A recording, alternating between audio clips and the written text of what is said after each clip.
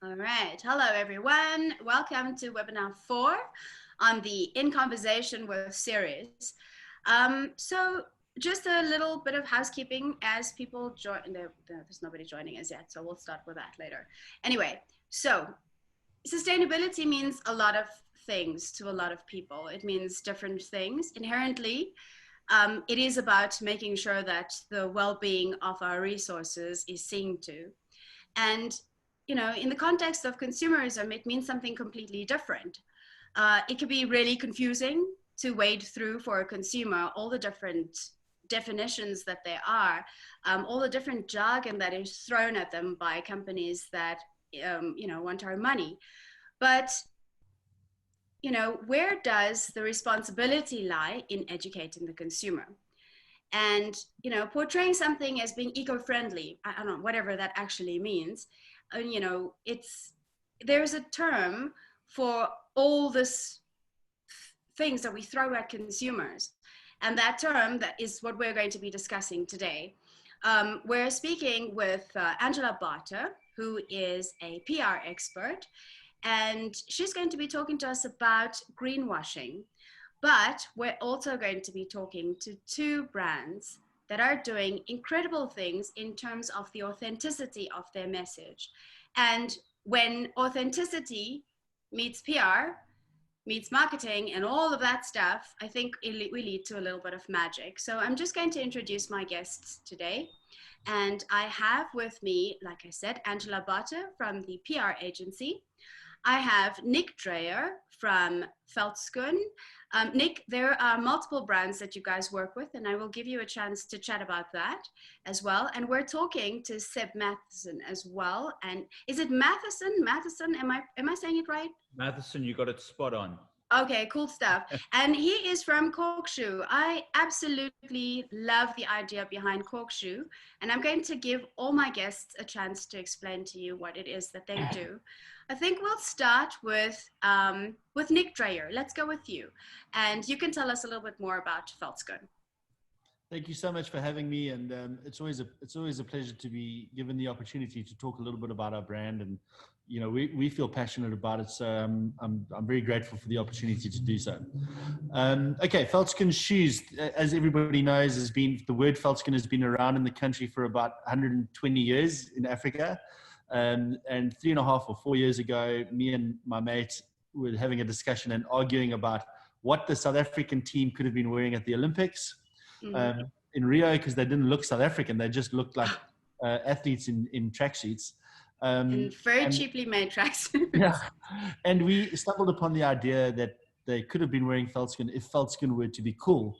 We then very swiftly decided that that was a good idea and that Veldskun could be looked at through a different lens, which we then started a business, which is interesting because Ross is a builder and I'm an art advisor / hotelier, which is probably the strangest mix for a fashion brand set of founders you could ever wish for. But with some endeavor and creativity and a very talented third founder, Nick Latuf, we managed to get a business started in the footwear business and attracted some interesting investment through the company Long for Life, which is headed by Brian Joffe of Bidvest fame. We then made the news because Prince Harry wore our shoes. In fact, now he's just Harry. Yes. As well as we got some high-profile shareholders in the movie star Ashton Kutcher and Mark Cuban. And so Veldskun became part of the South African sort of fashion lexicon over the last 4 years. And we're very grateful that we now have a business that exports its products and distributes its products into more than 15 countries in the world. We've got our own business, of course, in the States and in the UK. And we are very proud of the fact that we're 100% locally made and 100% support local. And I think we injected into our brand right in the beginning the absolutely authentic statement that we are passionate about South Africa, its people and its places. And it ties into our mission, which is to be South Africa's most respected and globally recognized brand for all the great things that are South African. So we are, that's who we are. That's our brand story. That's our narrative. And we're sticking to it. That's amazing. That's amazing. All right, I'm going to move on to you, Seb, and maybe you can just tell us a little bit more about Cork Shoe. Yeah, so Cork Shoe, I founded just over a year ago. I was actually working in corporate, and you know, growing up, I've always had a great passion for footwear, and I sort of caught the entrepreneurial bug and sort of started a side hustle, trying to develop a sneaker that was going to be a little bit unique. And I wanted to tick a couple of boxes in terms of what kind of shoe that I wanted to create. And after a couple of months sort of networking and finding sort of local suppliers and manufacturers, we got out one or two samples and sort of then grew from there and introduced some new colors and tweak things here and there. And we started growing quite nicely. So that's kind of how the journey started. And as Nick said, we're also very passionate about sort of local supply chain, local production, and just cool, trendy products. So yeah, that's kind of Cork Shoe in a nutshell. Well, that I think that's a hyper simplistic view right there, Seb, because the secret actually lies in your materialization. You've got some incredible fabrications, and I want to talk about that in a little bit. I would like to maybe give Angela a chance to just explain what is it that she does, and then we'll move into the next little segment. Thanks. So yes, I'm a sustainability communication strategist. I'm also the director of the PR agency, which I've been running for 20 years. And my environmental journey actually started 10 years ago.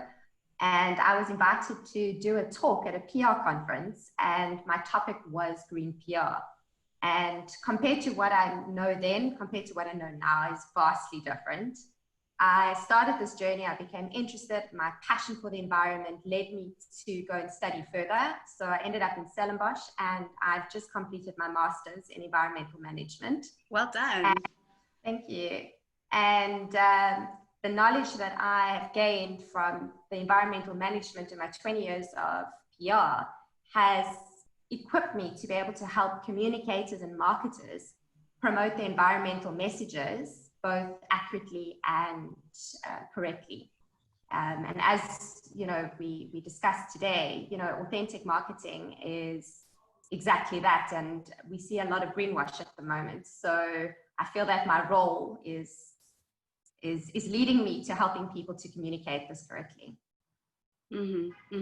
Yes, I definitely agree with you. And I think that as South African consumers, we have, what is it? How to put it nicely? We have a problem understanding our role in consumerism. I think we fall into the trap of, if it is in a green box, it must be environmentally friendly. If somebody slaps a little logo on it that says fair trade, we don't actually look into the authenticity of that. We don't even check to see if they are allowed to use that logo. So, you know, I think it's important that we educate ourselves so that we don't get taken advantage of. And thereby, you know, when you get taken advantage of in this particular case, you become party to what is actually going on this planet anyway.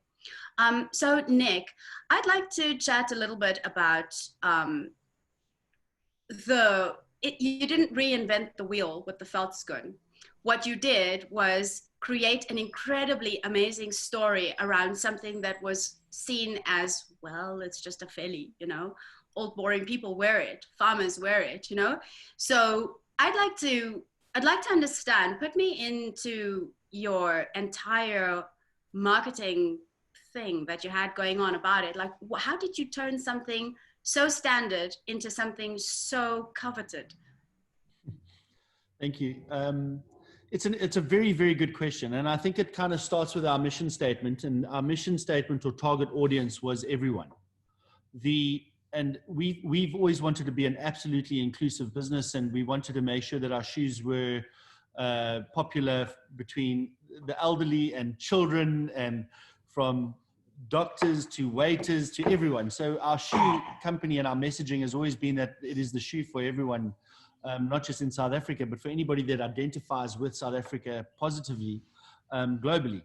So when we decided to think around our narrative, we wanted to position it against all that is positive with South Africa. So you'll notice our naming conventions are, for example, the J-Bay is the blue one, which is the best surf break in the world. And we've got the yellow shoes, the Vilakazi, which is the street with 2 Nobel laureate winners on it. And we attached and highlighted our brand message in our naming conventions. The trick was to be absolutely authentic about that message, and then make sure that the product also had the characteristics of the message itself. And this is where we were gifted and blessed by the inherent characteristics of a Veldskin by nature of its reputation, which are, a Veldskin has always been known to be really resistant and hard wearing. Right. And it's always been known to be comfortable. And it's always been known to not take itself too seriously. And in a lot of ways, the characteristics of the shoe are similar to that of us as South Africans. We don't take ourselves too seriously. We're very robust. We're hardworking. We're not too formal. And what we then did is we added some color to it and some fun to it, and try to convey a positive energy and a positive message. And when we aligned that with our brand message and made sure that it was 100% authentic in terms of the way that we not just talk about our product, but the way that our business is run, then everything aligned. And I think that has been the one critical piece that has driven our success globally, especially. Interesting. So Seb, you're a relatively new brand in it is a saturated market space for sneakers. And I would like you to maybe speak to your fabrication and your materialization, because I wonder if that has had a big part in the following that you have on your brand currently. Yeah, so, cork as a material is pretty unknown in the South African context. And when I set out to develop a sneaker, I wanted to tick a couple of boxes in the sense that I wanted it to be unisex, to appeal to both guys and girls. I wanted it to be produced locally. I wanted it to be obviously comfortable and trendy. But I wanted it to be unique in the sense of using a unique material and preferably a sustainable material. And sustainability as a term has been thrown around quite a lot of late, and we're seeing a lot of companies and brands shifting to more sustainability sort of practices. But if we unpack that a little bit, I mean, this business, Cork Shoes, sure, we use a sustainable material in the sense of cork being a sustainable process in the harvesting process. But I think it's important that we look at sustainability as a whole and not just in a material sense. Sustainability in the complete supply chain, in terms of job creation, in terms of how you deal with customers. So yeah, it's all good and well using an environmentally better product or material, but is your supply chain sustainable? And for us, it's about creating sort of these little communities or hubs, especially locally and hopefully one day globally, where the whole value chain is a sustainable process. And our supply, our cork supply, is one of the largest in the world, and have offices based here in Cape Town, and they're fully behind us in terms of promoting cork and the great characteristics of it. So in that sense, we got a slightly harder job than Veldskin, because of the material that we use, and around educating the consumer and the sort of unique benefits of using a material such as cork. So it's really important that we portray a message that speaks not only to the environmental aspects of the material that we use, but also our value chain and the way we go about sort of making our shoes and striving to always being better. Yeah. Thank you for that. Angela, I'd like you to maybe speak to educating the consumer in terms of, like, how necessary do you think it is for the end consumer to understand the supply chain transparency, for example? Like, where would the education element come in for that? So I think one of the biggest antidotes to greenwashing is education. And like Sib said, educating your consumer about the benefit of your product is very, very important. And it's the explaining of the why. I think you hit the nail on the head, Sib. You've got to explain why you are doing it. Why have you chosen this material? Why is it important that we need to reduce our impact on the environment? So, and education doesn't just stop there. Education also goes to your staff. It's important to educate your staff. I've been involved in some basic environmental awareness training with companies because they want to help your staff or your brand ambassadors. So if they understand the why, it makes even promoting your business even better. And lastly, the education of the brands to know their supply chain is so important. One of the things about greenwashing is that sometimes it's not intentional or malicious. It's because of lack of understanding, lack of technical processes, it's inexperience, sometimes it's poor PR. But what I've noticed a lot of the time is because brands are not asking their supply chain what they're using. If I can just maybe give an example of something I read the other day, the Nordic Fashion Association actually called a couple of brands out. They were promoting their clothing as eco-friendly bamboo, but actually the supply chain was supplying them with rayon, which is a different process. So for those people that don't understand, rayon is a form of bamboo, but it's chemical processes are used. So at the end of the day, it becomes toxic. So it's very different from bamboo linen, which is directly from bamboo. So educating and asking the right questions is so important. And if your supply chain is not prepared to give you that information, then you should be questioning whether or not you should be using their product. So this question is for both Nick and Sib. And, sometimes I think not having such a ginormously huge footwear industry, like, for example, in Asia, in your experience, does that make it more or less complex to understand the transparency of your entire value chain? I'll go first. Yeah. I think it makes it easier. I definitely think having local manufacturing makes your supply chain understanding easier, because you are at a point where, I mean, pre-COVID, but we'll get back to it, where you can have a real life conversation with your manufacturer, as opposed to a WhatsApp conversation with a guy on the other end of Alibaba. It's just nicer to have a real conversation with your manufacturer and to interrogate your bill of quantities. What we've strived for in Veldskin is to make sure that our bill of quantities is that we understand each and every piece. We also want to understand where we get it, where it's sourced, because that matters to us in terms of being supporting a local economy. It also matters to us because, of course, the sustainable nature of the supply chain is important, as Angela said. The one challenge that I think I'll raise, and I mean, I know Seb's also going to, I'm sure he'll agree with me about the local manufacturing, but we'll hear what he has to say. But one of the things that's difficult is that when it comes to sustainability or green or whatever, is that people think you're either one or the other. is that it's almost like you're either sustainable or you're not. So you say you're either good or you're bad.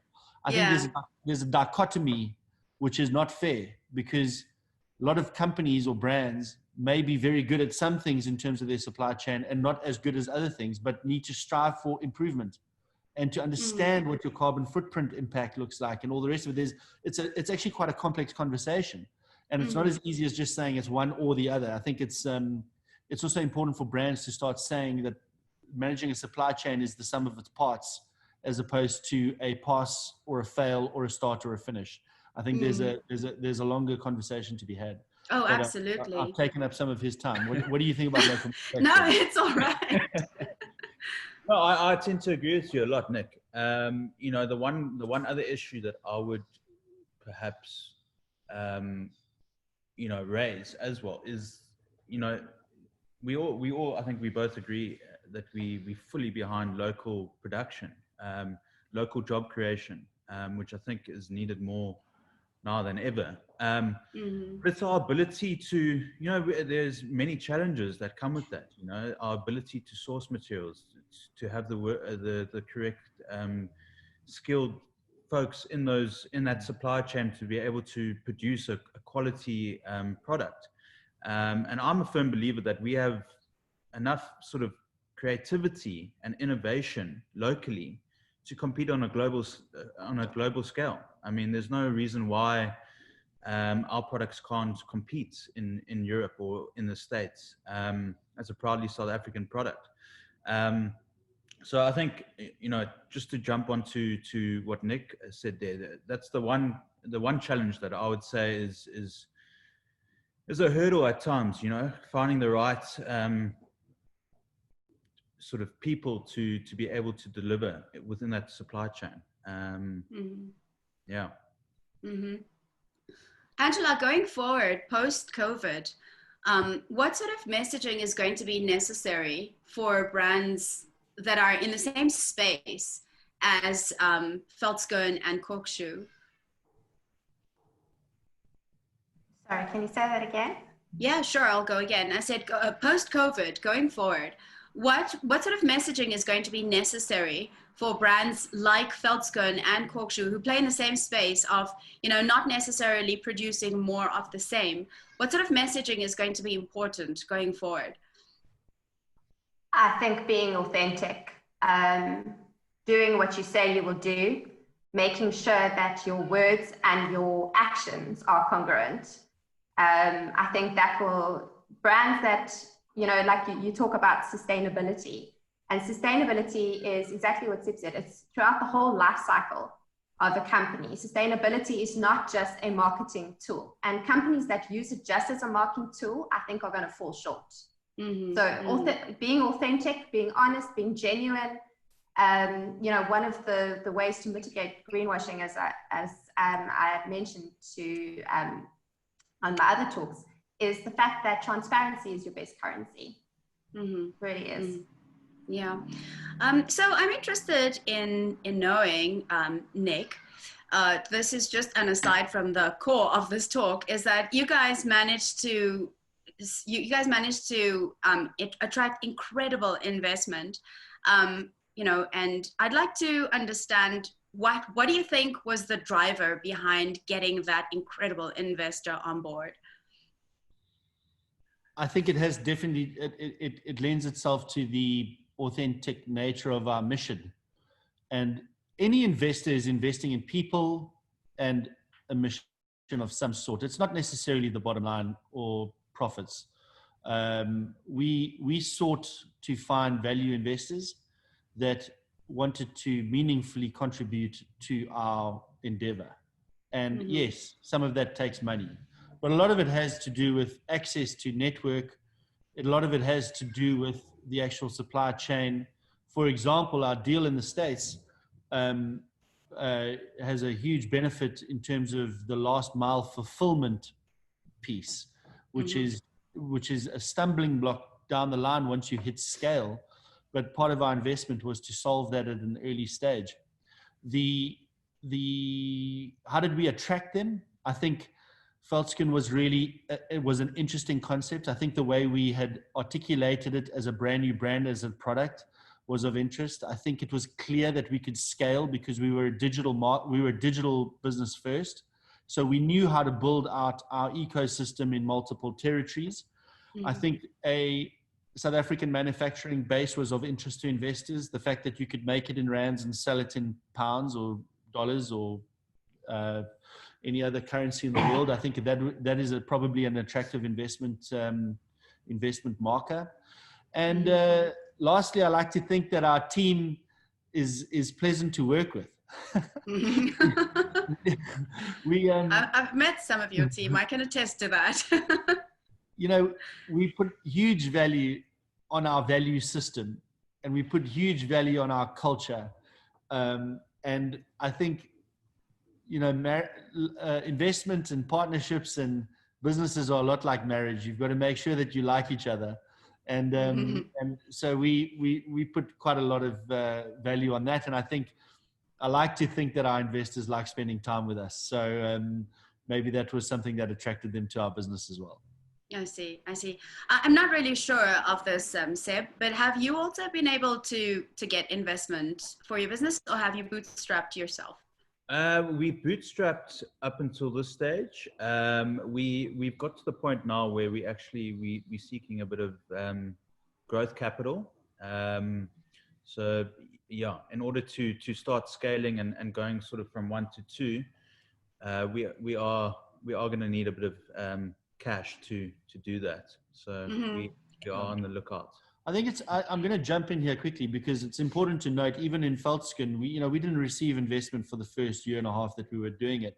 We were also a true bootstrap business. We had no cash to start off with. And I keep getting asked by people, what is the importance of funding in terms of these sorts of businesses?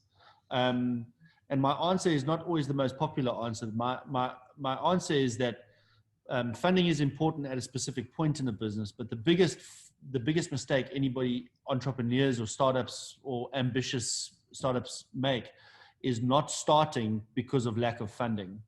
Funding comes after you've made a start. And often folks don't get started because they believe they can't get the funding. So the trick is to actually start, whether that be just to have a site up, whether you're actually trading, whether you actually have a product or not.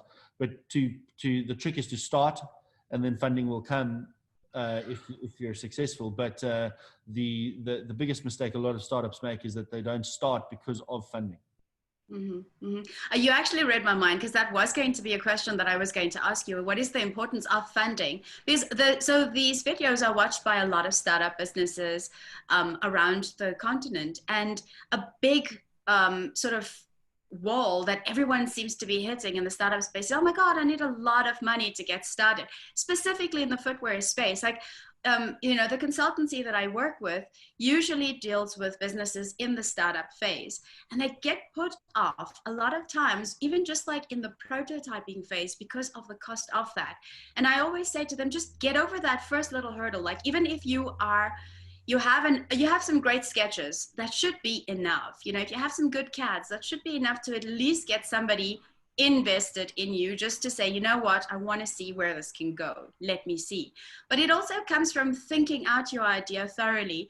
I have met with a lot of little startups that just come with like a little hand-drawn thing, and they have little call outs saying this is this and that is that, and there is no story behind it. They never think about the end in the beginning. And for me, I feel like you always need to think about the end. The end's very much more important than what your beginning phases need to be. Because if you don't know what your product needs to look like in a store, you don't know what it looks like in a shop window or whatever, then what is the point of you actually starting? You're throwing out a very uncooked idea to people. So, Nick, this one's for you.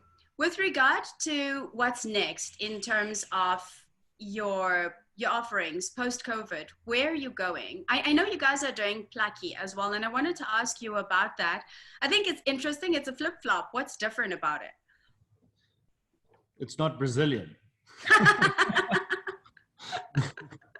No, or Chinese. No, we've decided to look. We as a nation, okay. I think what you just said is very important, and it kind of relates to why we chose Plucky.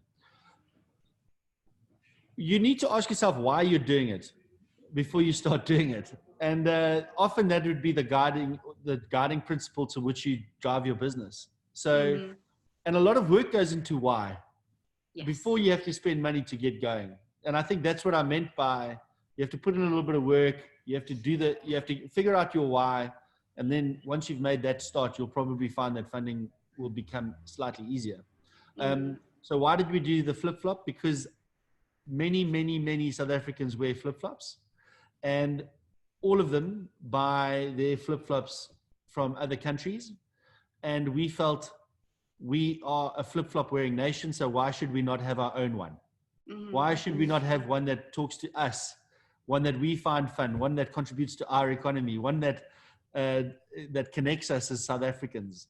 Then we had to set about trying to figure out how to make them in South Africa. And it turns out there are places that you can make them in South Africa, but because there's not a lot of them, unlike in China, you have to make a lot of flip-flops. So it does take funding. And that's why it has taken us a while to get really going on it, because you need the working capital to do that. And we are in the business of being a sort of like slow growth business, not like a creep business, but we want to grow into our own working capital. So we needed to make sure that that Veldskin was in a position to afford to build that business, the flip-flop business, Plucky Art. Which I'm excited to say that we've done, and it's really starting to show some nice growth opportunity. The COVID conversation has, of course, thrown everything on its head. Where we're lucky, and I think where Seb's lucky, is that we're quite new to the bricks and mortar retail environment. We only started signing big retail about 2 years ago, so we still have our digital DNA in our blood.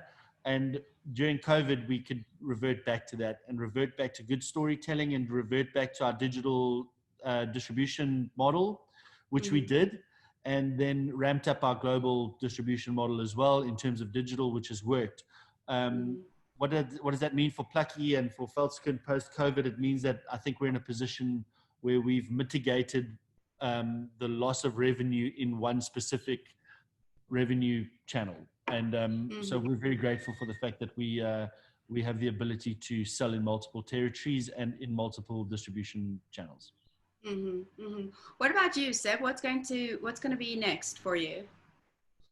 Well, we got some really exciting stuff that we sort of R&Ding at the moment, structurally and physically as a product. We're doing some really exciting stuff, sort of innovative work in terms of producing locally a different type of sole. We're looking at producing a cork sole made from old cork stoppers.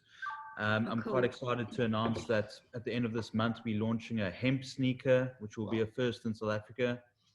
Nice. And we're doing a lot of stuff behind the scenes, seeing different ways and techniques to improve. You know, we can't, as a new company, we want to keep on adding and improving our product offering. So there's a lot of work going in behind the scenes in terms of, you know, chipping away and trying to make our product as good as possible.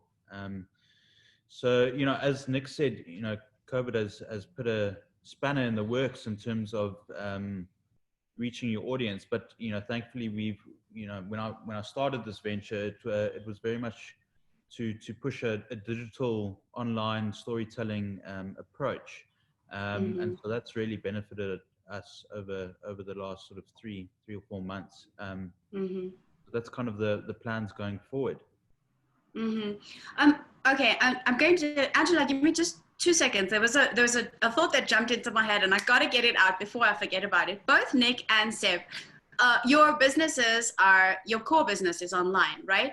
I have a question about what is the uptake of South African consumers to buying footwear online? Did you find it a natural transition to online, or did you find that you first had to somewhere along the line have them see a physical product, try a physical product before they moved it to online?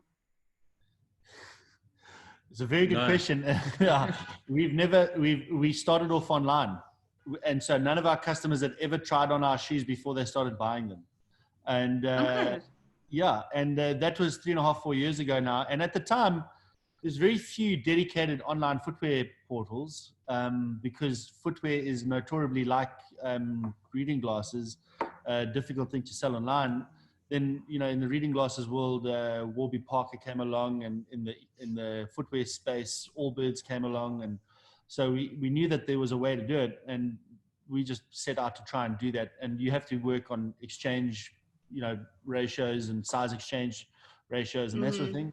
But we built that into our business model. But no, for a very long time, nobody could ever try on our shoes or put their hands on our shoes before they bought them, which really is the challenge online, is to convey all of the characteristics of your shoes without physically being in the same room as them.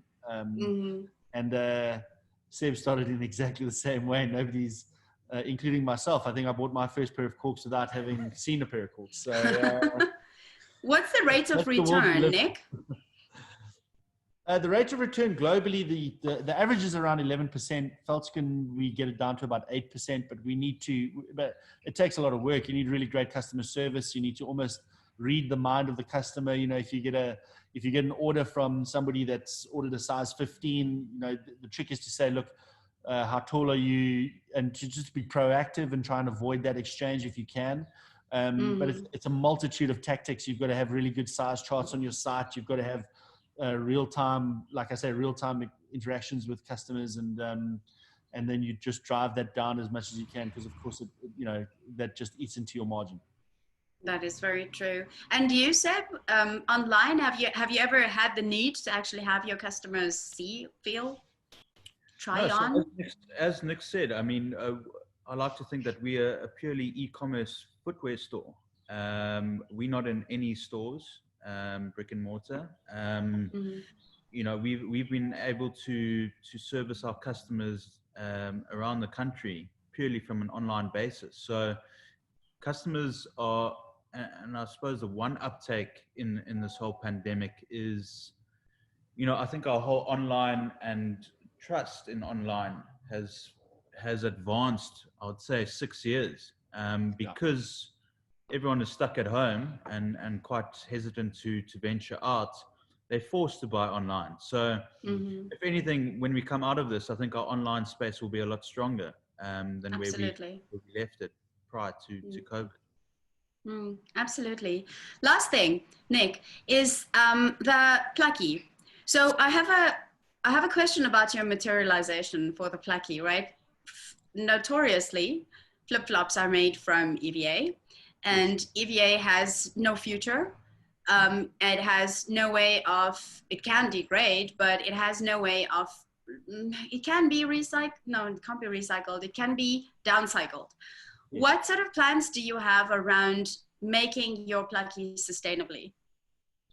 So the simplest thing we've done is we've made them stronger so that they last longer, which makes a big difference. If you're buying a product once a year versus 3 times a year, that makes a big difference. So we've increased the strength in the product, which means that you should be able to use it for longer, and that makes a difference.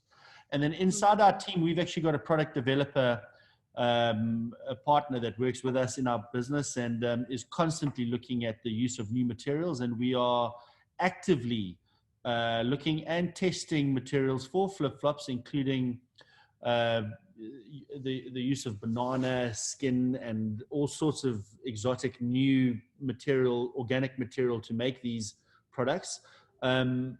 The issue around it is it's very early in its development phase globally. As you'd know, the use of EVA is prevalent, cost effective, and a lot of other things.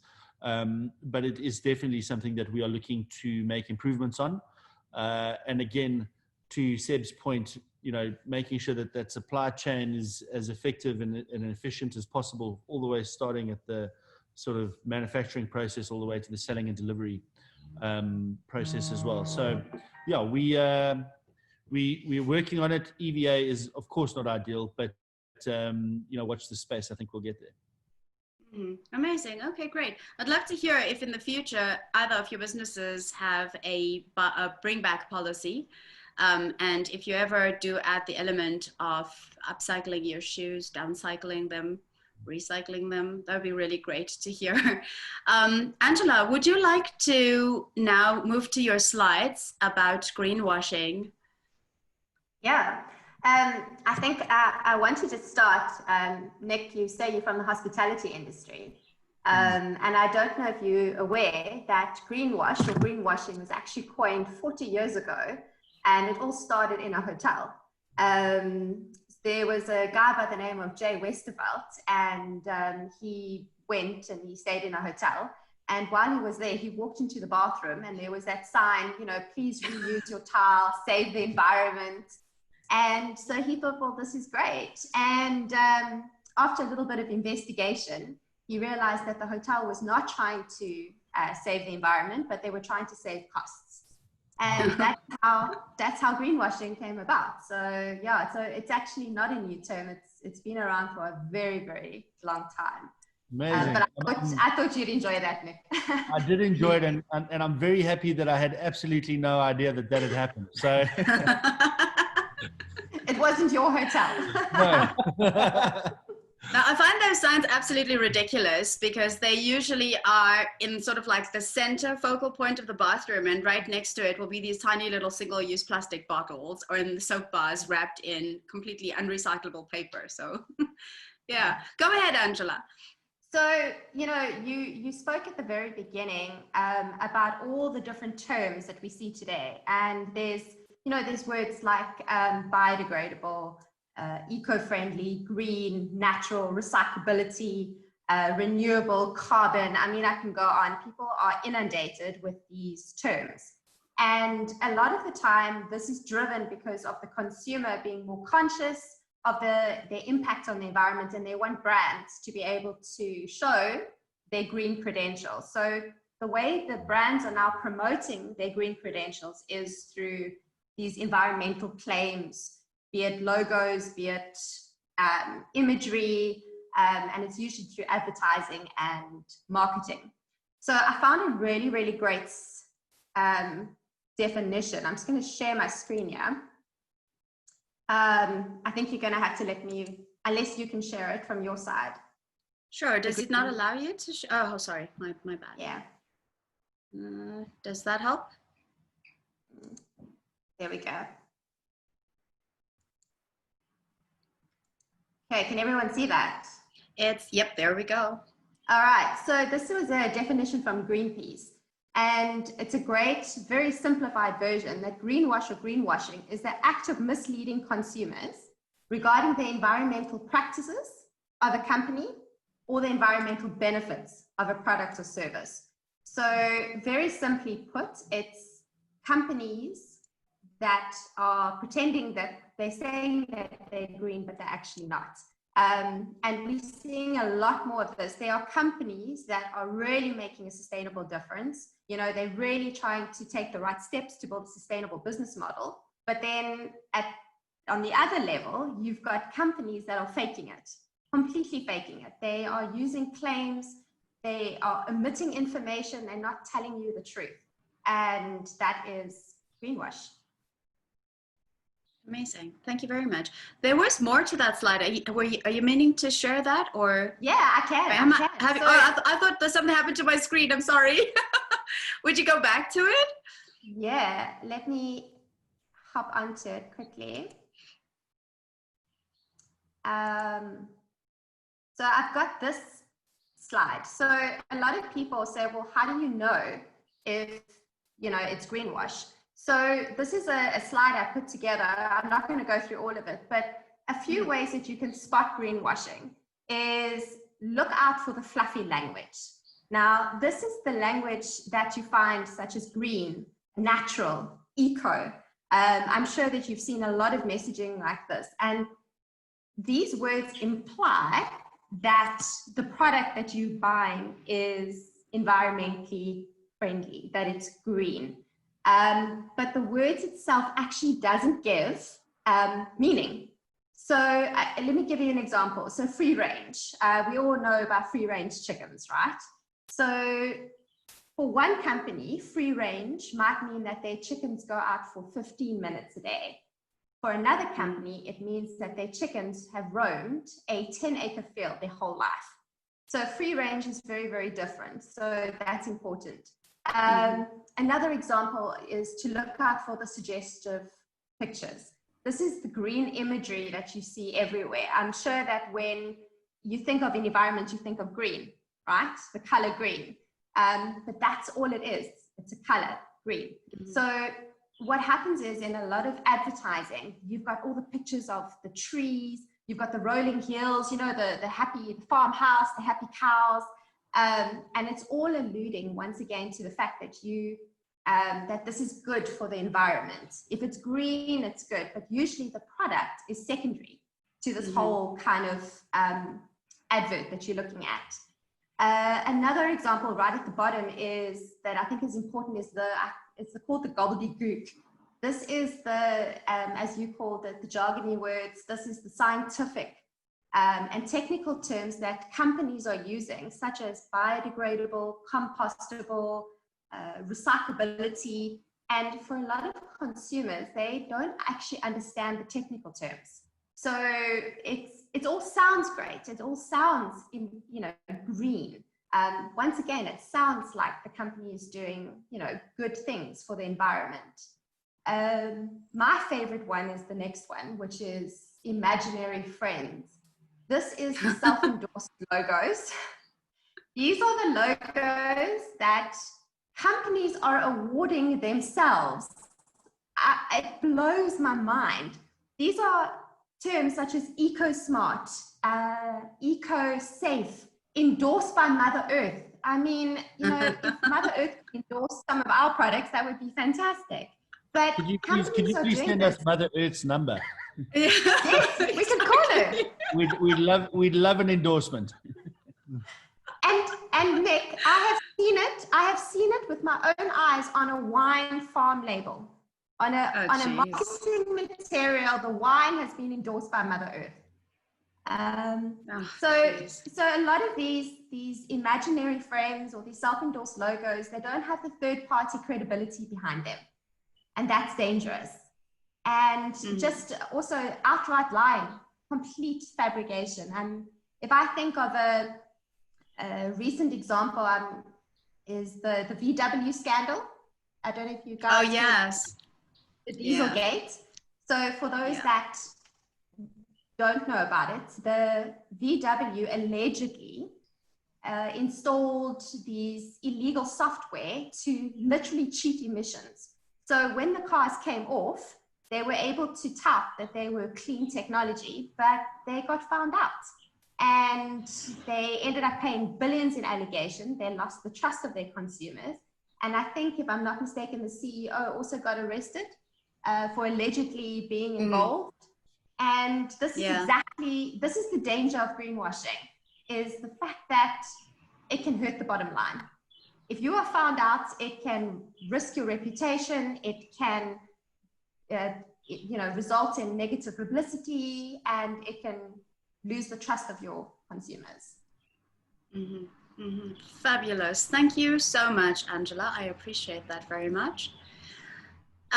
Okay, so that brings us to the end of today's series. If anyone does have any questions, then you can just pop it in the chat. Otherwise, I will share everyone's websites when I do share the video. Nick and Seb, I really appreciate your time. I appreciate your candidness in this conversation. I think that footwear is a very difficult game to be in. One thing that I like to end all my chats with is, I like to call it throwing down the rope. And this is usually a question I ask all brands who are successful or on their way to success is, once you get there, how will you make it a little bit easier for other brands to get to the same place? Do you have any sort of programs, mentorship programs, etc., that you currently invest in, whether it's time or whether it is energy, whether it is money, to help other brands get into the same space. Are you doing anything like that? I think maybe, Nick, if I can just jump in there on that point. You know, I certainly, I don't think would be where I am at this point in time without Nick and the Veldskin team. You know, they've been incredibly supportive, you know, in my journey in getting on our feet. And, you know, we actually had a conversation just before we hopped on this call about looking at ways, you know, especially during these sort of dire economic times, to really for local brands to pull together and create a platform where someone starting out can be pointed into this sort of place to be assisted and helped. And because I think ultimately that's what we all want. We want South Africa to be on a global stage. And I think by pulling together and helping one another, you know, we can really push our country into the sort of first world spheres. If I could just add that there. Yeah. That's amazing.